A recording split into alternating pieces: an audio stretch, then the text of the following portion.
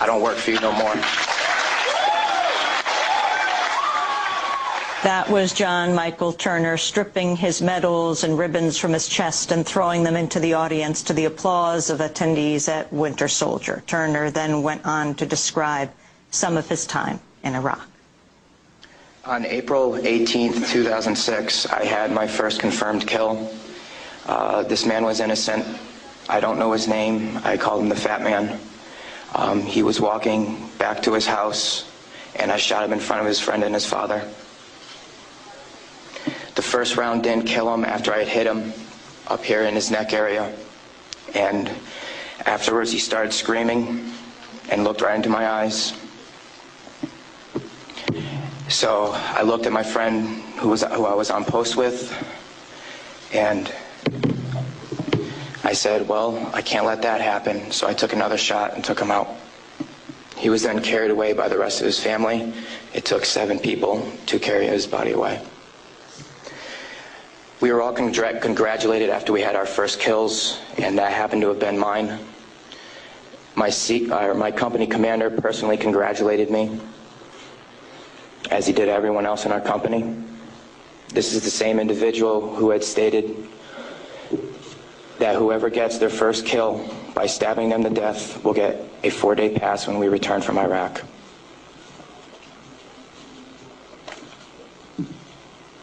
There was one incident where we got into a firefight just south of the government center, about 2,000 meters. We had no idea where the fire was coming from, and the way our rules of engagement were, pinpoint where the fire is coming from and throw a rocket at it. So with that being said, we still didn't know where the fire was coming from, and an 84mm rocket was shot into a house. I do not know if there was anyone in it. We do not know if that's where the fire was coming from, but that's what was done. Please go to the next image.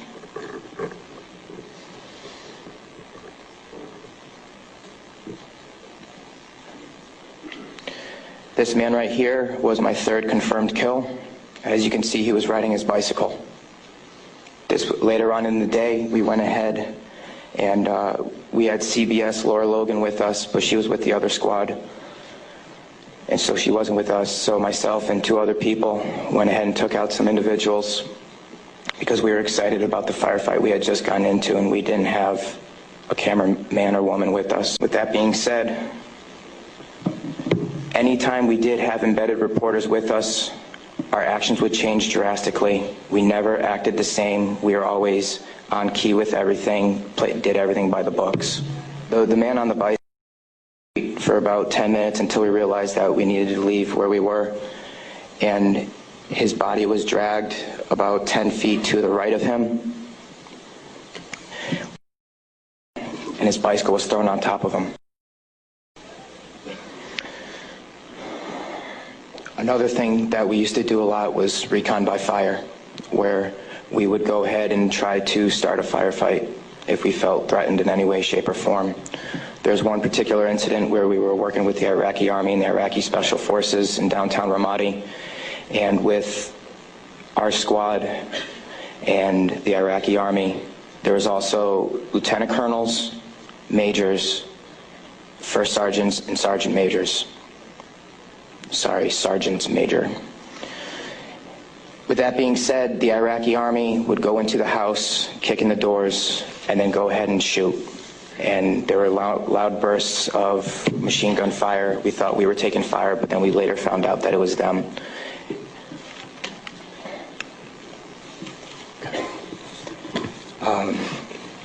House raids. Because we were a grunt battalion, we were responsible for going on several patrols. A lot of the raids and patrols we did were at the night, around 3 o'clock in the morning. And what we would do is just kick in the doors and terrorize the families. That was an image taken around 3 o'clock in the morning through night vision goggles. And that is the segregation of the women and children and the men.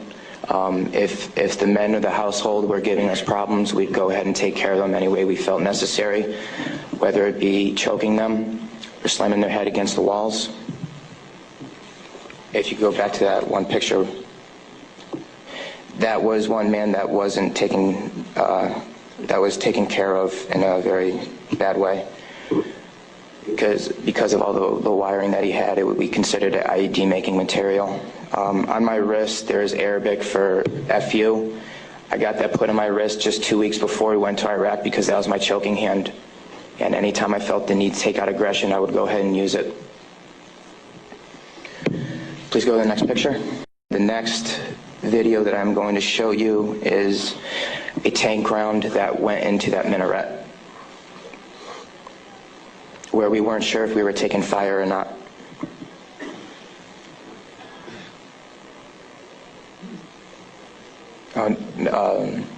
I'll talk about this one. This is after one of the guys in weapons company had gotten shot. This is a way that we would take out our aggression.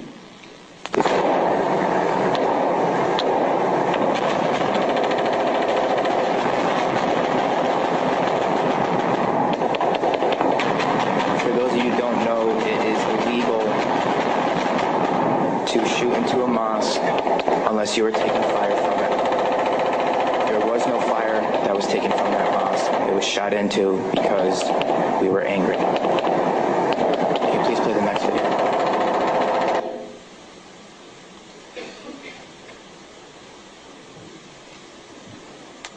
We are on ice cream, trying to suppress the blue and white minaret named Fatimat al-Zahra.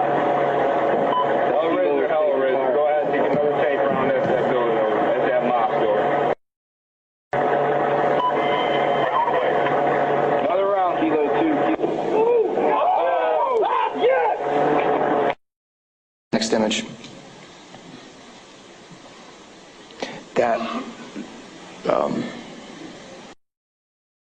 With that being said, there's many more stories and incidents for me to talk about, although we don't have the time to.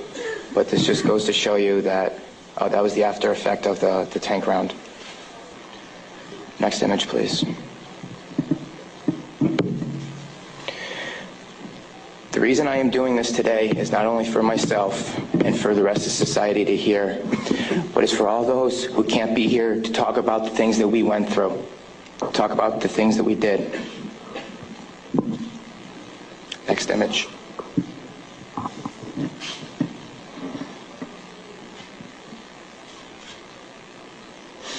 Those 4 crosses and this memorial service were for the 5 guys in Kilo Company, 3rd Battalion, 8th Marines that we lost.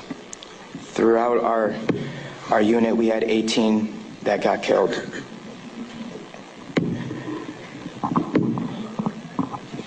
With that being said, that is my testimony. I just want to say that I am sorry for the hate and destruction that I've inflicted on innocent people. يا ذاكر الأصحاب كن متأدبا واعرف عظيم منازل الأصحاب هم صفوة رفعوا بصحبة أحمد وبذاك قد خصوا من الوهاب.